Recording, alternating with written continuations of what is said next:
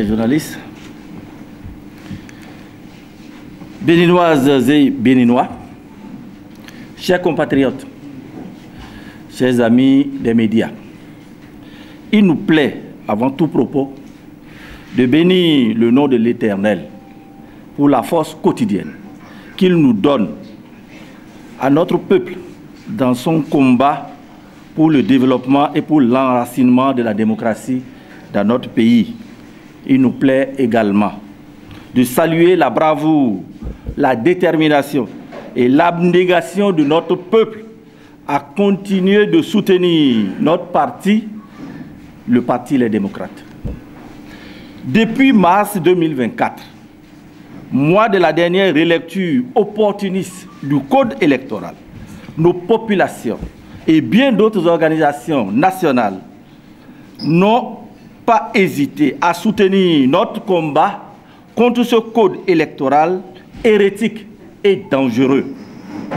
C'est ainsi que parmi les articles de ce code électoral que nous remettons en cause se trouve l'article 132 nouveau, qui stipule en son alinéa 8 ce qui suit, je cite: « Nul ne peut être candidat aux fonctions de président de la République ou de vice-président de la République s'il n'est dûment parrainé par un nombre de députés ou de maires correspondant à au moins 15% de l'ensemble des députés et des maires et provenant d'au moins 3/5 des circonscriptions électorales législatives.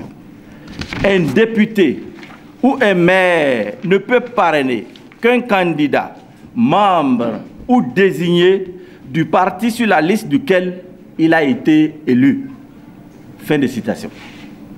Le rappel de cet article du Code électoral et la malice contenue en son alinéa 8 est ce qui est en train de se jouer en ce moment où tout notre peuple a le regard tourné vers le siège national du Parti Les Démocrates. Il serait judicieux de rappeler à notre peuple qu'avant l'entrée en vigueur de ce code, ou du moins qu'avant l'entrée du Parti Les Démocrates au Parlement, le code électoral imposait d'avoir 10% de parrainage parmi les maires et ou les députés afin de pouvoir présenter un candidat à l'élection présidentielle. En portant ce taux à 15%, la majorité au Parlement savait que cela ferait exactement 28 parrains, d'où le nombre juste de parrains que détient le Parti Les Démocrates. Aussi, voulons-nous rappeler à notre peuple les différentes déclarations de presse dans lesquelles nous avons attiré son attention sur les tentatives de débauchage de nos parrains afin de nous empêcher d'aller aux élections présidentielles de 2026. Conscient des menaces qui planaient sur nos parrains, le parti a pris toutes les dispositions idoines afin de sécuriser ces 28 parrains. Ainsi, dès l'ouverture du retrait des fiches de parrainage, le 2 septembre 2025 à la Sénat, le parti a organisé le retrait collectif de ces fiches de parrainage.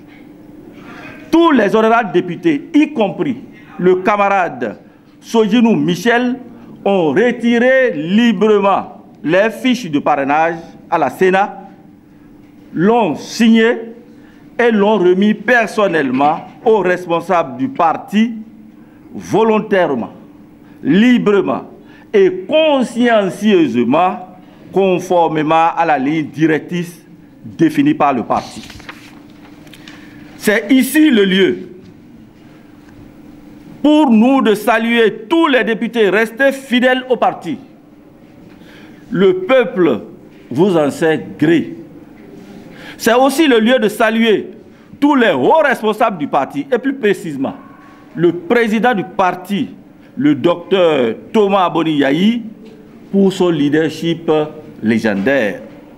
Malgré toutes ces dispositions, et même après avoir reçu les 28 parrainages, le président du parti n'a pas cessé de rappeler aux parrains la nécessité de consolider le groupe et de mettre en exergue l'intérêt supérieur du pays et du parti.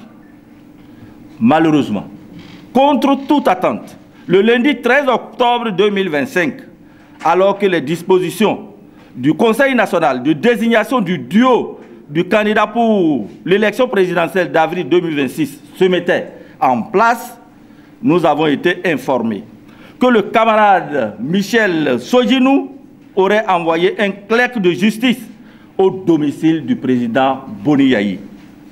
Le clerc de l'huissier de justice, venu pour signifier l'acte, est arrivé au domicile du président Boni Yayi le lundi 13 octobre 2025, dans un premier temps, aux environs de 14 heures, avec un document dans lequel la date était du 13 novembre 2025.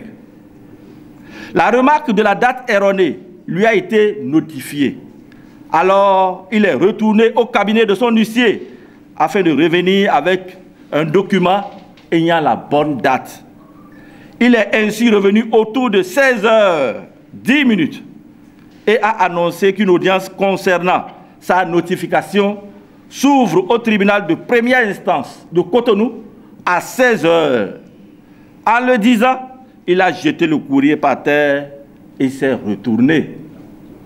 Il nous paraît important de relever la désinvolture du clerc à persister, à jeter devant le domicile de l'ancien président l'exploit d'huissier, nonobstant le fait qu'il lui a été notifié qu'un tel document devrait être déposé au siège du parti selon les règles de l'art.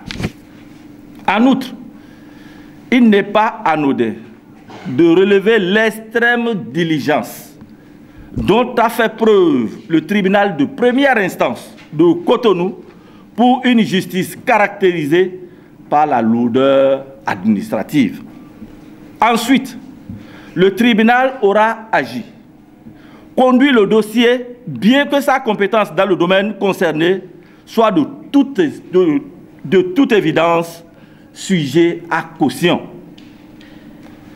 Enfin, l'entrée en scène, voire l'irruption intempestive à la veille de la clôture des candidatures à la présidentielle du député Sodjinou est véritablement suspecte. L'honorable Sodjinou est également devenu le porte-parole de la rupture, visiblement son cheval de Troie pour réaliser les desseins funestes du pouvoir, à savoir remettre en cause le leadership du président Boni Yayi, faire du parti Les Démocrates un FCBE bis à la dévotion de la rupture, mettre à sa tête une personnalité capable d'obéir au doigt et à l'œil du pouvoir de la rupture. Ce projet a échoué au congrès de Parakou. Le député Sodjinou parle de régionalisme au sein de notre parti. Si c'était le cas, comment existerait la réalité objective qui est du nord au sud, de l'est à l'ouest? Le Yaïmania du peuple, expression vivante de son amour pour le président Boni Yayi, qui incarne à ses yeux l'unité et la cohésion nationale. En vérité, le sieur Sodjinou est devenu l'instrument du pouvoir pour mettre un frein à la marche victorieuse du Parti Les Démocrates vers un raz de marée aux élections générales de 2026 et singulièrement à la présidentielle d'avril 2026.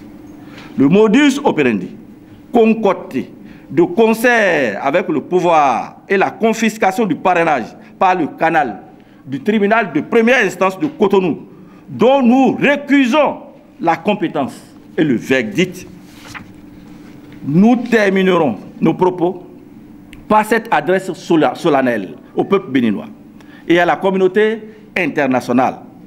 La Conférence nationale des forces vives de 1990 a consacré la dévotion du pouvoir par les unes et notre parti y a adhéré. Ce principe sacro-saint de la démocratie se fonde sur le pluralisme politique, la possibilité de tout citoyen jouissant de ses droits civiques et politiques, ainsi que tout parti politique constitutionnellement reconnu de prendre part à la compétition électorale. Aujourd'hui, nous sommes à des années-lumière de ce principe qui a cédé place, malheureusement, à l'exclusion. Peuple béninois, comment dans ces conditions faire respecter ta souveraineté dans le choix de tes dirigeants? À cet égard, il a tout mis en œuvre pour exclure le Parti Les Démocrates. La souveraineté appartient au peuple. Il lui reste désormais de savoir comment l'exprimer. Au regard de la description faite de la situation, le Parti Les Démocrates recuse le verdict du tribunal de première instance de Cotonou, refuse de reconnaître la compétence d'un juge ordinaire de connaître de l'affaire selon notre Constitution et maintient sa position sur l'ensemble de ces 28 parrainages. Le Parti Les Démocrates condamne l'instrumentalisation du sieur Michel Sodjinou dans le seul but de briser le rêve de tout un peuple, à savoir faire participer le duo des candidats du Parti Les Démocrates à l'élection présidentielle de 2026 et la gagner justement. Le Parti Les Démocrates rappelle à ses militants et militantes que son duo de candidats sera bel et bien à l'élection présidentielle d'avril 2026.